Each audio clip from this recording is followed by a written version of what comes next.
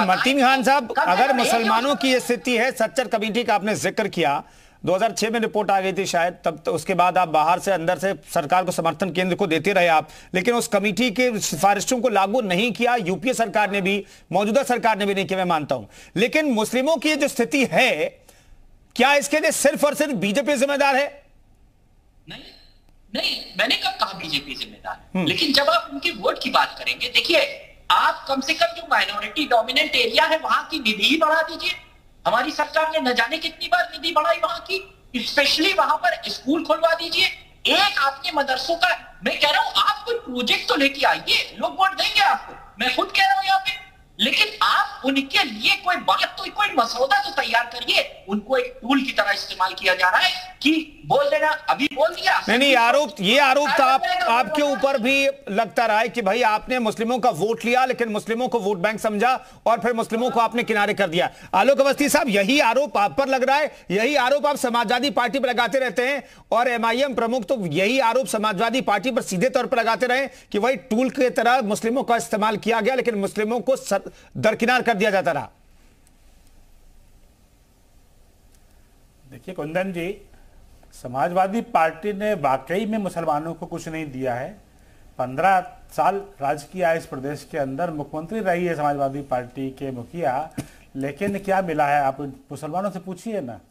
उनको सड़कें तक नसीब नहीं थी, बिजली नसीब नहीं थी, घर के आगे सीवर लाइन तक नहीं थी, नाले के किनारे गंदे पानी में बिज बजाते हुए रहते थे, स्वच्छ पानी पीने का नहीं था। भाजपा सरकार ने सब घर घर पहुंचाया है, घर घर बिजली पहुंचाई है, गैस के कनेक्शन दिए हैं।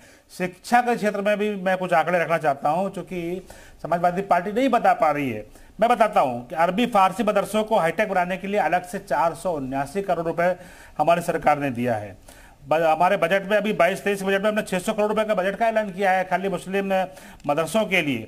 10वीं की छात्रवृत्ति योजना में हमने 195 करोड़ रुपया जो है मुसलमान बच्चों के लिए, बेदारी बच्चों के लिए रखा है। हमने अरबी फारसी मदरसों को हाईटेक बनाने के लिए 479 करोड़ 7 लाख का बजट रखा है, और छात्रवृत्ति में 195 करोड़ दे रहे हैं। और इंफ्रास्ट्रक्चर और विकास के लिए 508 करोड़ रुपए का बजट रखा है। तो ये तो खाली, इन्होंने तो खाली उनके हाथ में तमंचा पकड़ाया, पत्थर पकड़ाया, इसके अलावा शिक्षा की कोई बात नहीं करी है, ना कांग्रेस ने करी है, ना समाजवादी पार्टी ने करी है। तो यह दोनों दलों ने खाली मुसलमान बच्चों के हाथ में तमंचा, डंडा और पत्थर पकड़वाए। क्या कारण है कि आज जो है जुलूस निकल रहे होते, धार्मिक जुलूस निकल रहे होते हैं, तो वहां पे बरेली के अंदर क्यों पत्थर बरसाए गए? कभी भी तो आपके जुलूसों में कोई पत्थर नहीं बरसाता है। ये खाली प्रोपेगेंडा ये पार्टी, समाजवादी पार्टी मुस्लिम तुष्टीकरण करने के कारण भड़काती है लोगों को। तमाम इनके नेता इसमें गिरफ्तार हुए हैं जिन्होंने दंगों को भड़काने का काम किया है, दंगा फैलाने का काम किया है। शफीकुर रहमान बर्क हो, चाहे इनके सांसद एसटी हसन साहब हो, हमेशा मुस्लिमों के जब भी अच्छा काम कोई होने जा रहा होता है उसका विरोध में खड़े होते हैं। जब हम सीए की बात करते हैं कि जो अल्पसंख्यक जो बाहर विदेशों में है उनको लाना है, तो ये उनको भड़का के खड़ा हो जाते हैं। हम 3 तलाक में जो है जब कानून बनाते हैं उसमें खिलाफ खड़े हो जाते हैं। हमने बिना महरम के हज जाने के लिए अलाउ किया है, उसके खिलाफ खड़े हो गए। आखिर ये महिलाओं को दुश्मन क्यों है? आखिर ऐसा क्या कारण है कि आप जब कोई महिलाओं के सुदृढ़ीकरण के लिए कोई काम होता है, उनके पढ़ने की व्यवस्था हो, उनकी सुरक्षा की व्यवस्था हो, उनको उनका हक मिले, प्रॉपर्टी में उनको उनका हिस्सा मिले, और हम दे रहे हैं तो उसमें ये विरोध कर रहे हैं। तो इसलिए मेरा ये कहना है कि ये सिर्फ दिखावा है। इनके पास कोई स्कीम नहीं है मुस्लिमों के लिए, सिर्फ डरने और डराने का काम करते हैं। हम उनके लिए काम कर रहे हैं, हमने उनको डराने का काम नहीं किया, हमने डर निकाला है। आज उत्तर प्रदेश का मुसलमान गर्व के साथ जो है आईआईटी भी पढ़ रहा है, और आईटी पढ़ रहा है, और एमबीबीएस की शिक्षा पढ़ रहा है। हमारे यहाँ पे कोई बम और बंदूक नहीं चला रहा है। तो समाजवादी पार्टी के गुंडों का हमने इलाज किया है और आगे भी करते रहेंगे। ठीक है मतीन खान साहब, आप लोगों को क्यों नहीं लगता है कि मुस्लिम जो है सुरक्षित हैं, चाहे उत्तर प्रदेश में या फिर देश में? ऐसी कौन सी वजह है, कोई खास वजह हो जो आप बता सके, गिना सके? जो बात कही है वो सच्चाई के आईने में, और जो मिल्लत का दर्द है वो रखी है। ये बात अलग है कि समाजवादी पार्टी उससे किनारा कशी कर ले। आजम खान साहब के साथ जब जुल्म जाती हो तो समाजवादी पार्टी के सरबराह विदेश घूमने चले जाए, ये बात अलग है कि कोई भी पॉलिटिकल, जब उनके पर अत्याचार हो रहा था तो पॉलिटिकली समाजवादी पार्टी कहीं पे नहीं खड़ी हुई। तारिक भाई चाहे जितना वो आकर के मलहम पट्टी लगाने की कोशिश करे, मुसलमानों के किसी भी इशू को लेकर के एक्स MP MLA को जब पुलिस कस्टडी में गोली मार दी जाती है तो समाजवादी पार्टी सड़कों में नहीं निकलती है, विधानसभा में नहीं करती है, एहतजाज नहीं करती है, प्रदर्शन नहीं करती है। जब जब मुसलमानों के साथ कोई अत्याचार जुल्म ज्यादती होती है तो समाजवादी पार्टी ज्यादा से ज्यादा ट्वीट कर देती है, बस। खैर, अब बात आइए कि जो उनका दर्द है, उन्होंने बहुत सही बात कही है कि ये हिंदुस्तान किसी के बाप की जागीर नहीं है। हमारे खून से हमारे लोगों ने, हमारे उलमा इकराम ने, हमारे पढ़े लिखे दानिश्वर मजदूर तबके ने, सब ने मिल करके इस मुल्क को अंग्रेजों की गुलामी से आजादी दिलाई है। ये हमारा मुल्क है। इस मुल्क में इसमें जो है जो नाइंसाफी जुल्म हो रहा है उसके खिलाफ हम हमेशा जद्दोजहद करते रहे हैं और करेंगे। कभी गोरों से लड़े थे, अब इनसे लड़ेंगे, इसमें कोई शक नहीं है। और जब जब जुल्म होगा, जुल्म के खिलाफ, चाहे वो किसी भी कमजोर के साथ हो, किसी भी आदिवासी, दलित, पिछड़ों के साथ जुल्म होगा, मुसलमान खड़े होंगे और खड़े होकर के लड़ेंगे और मुकाबला करेंगे उसका। विजय उपाध्याय साहब, बयानों में, कुछ खास लोगों के बयानों में तो ऐसा लगता है कि हाँ, मुस्लिमों को दबाया जा रहा है, डराया जा रहा है, लेकिन जब आप ग्राउंड पर जाते हैं तो ऐसा लगता है कि भाई, और जनरल परसेप्शन की मैं आपसे भी समझना चाहता हूं कि मुस्लिमों की सोच क्या है, क्या उन्हें कोई फर्क पड़ा है, क्या उनके वो जिस तरीके से काम करते थे, क्या उस पर फर्क पड़ा है, क्या वो डर रहे हैं क्या कि मौजूदा सरकार, भाई योगी जी की सरकार या मोदी जी की सरकार है, इसमें डरने की जरूरत है?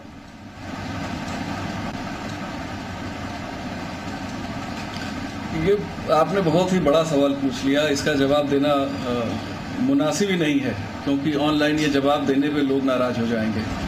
लेकिन ये बात बार बार कहना कि ये हिंदुस्तान किसी के बाप का नहीं है, ये आक्रामक बयान आपको नहीं लगता है? जी, आपको ये नहीं लगता है कि जो मुस्लिम बाहुल इलाके हैं वहां से कोई हिंदू अपनी धार्मिक यात्रा नहीं निकाल सकता? क्या गरीबी के आधार पर हिंदू और मुसलमान में कोई भेद होता है इस देश में? इस तरह की भाषा का इस्तेमाल कैसे कर लेते हैं ये लोग कि किसी के बाप का हिंदुस्तान नहीं है? ये भाषा आक्रामकता की प्रतीक है जी। और ये बताती है, ये एहसास कराना चाहते हैं कि हम इस देश में लंबे समय तक, हमारे धर्म के मानने वाले इस देश में लंबे समय तक काबिज रहे और शासन किया। हिंदू जजिया देता रहा, हिंदू को तिलक लगाने की, पूजा करने की अनुमति नहीं थी, और उसके बाद जब आजादी की लड़ाई की बात करते हैं तो पाकिस्तान ले लिया। अब ये कहते हैं किसी के बाप का नहीं। इस तरह के आक्रामक बयान कैसे कोई सुन पाएगा? और अगर कौमी एकता की बात है, सद्भाव की बात है, तो क्यों नहीं ये लोग उस समय सामने आते हैं जब कहीं धार्मिक जुलूस निकलना होता है तो हिंदुओं के भी जुलूस को अपने इलाके से निकलने दे? क्यों रोकते हैं? ये रोकते हैं, ये अधिकार जताते हैं कि इस हिस्से से आप नहीं जा सकते। भेदभाव वहीं शुरू हो जाता है, हिंदू मुस्लिम में बंटवारा वहीं शुरू हो जाता है, वहीं लगता है कि हमारे बाप का हिंदुस्तान नहीं है।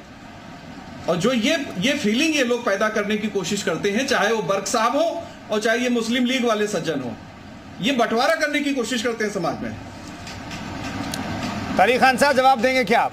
समाज में बंटवारा करने की जो कोशिश करते हैं, फिर धीरे धीरे चीजें बढ़ती हैं। सरकार का रोल सिर्फ यह कि कानून व्यवस्था कहीं से भी खराब ना हो, किसी को कोई दबाई नहीं, कानून का पालन, जैसा आप कह रहे हैं कि भाई संविधान में सभी को बराबरी का हक मिला है और उस बराबरी के हक को कोई भी सरकार दरकिरार नहीं कर सकती है।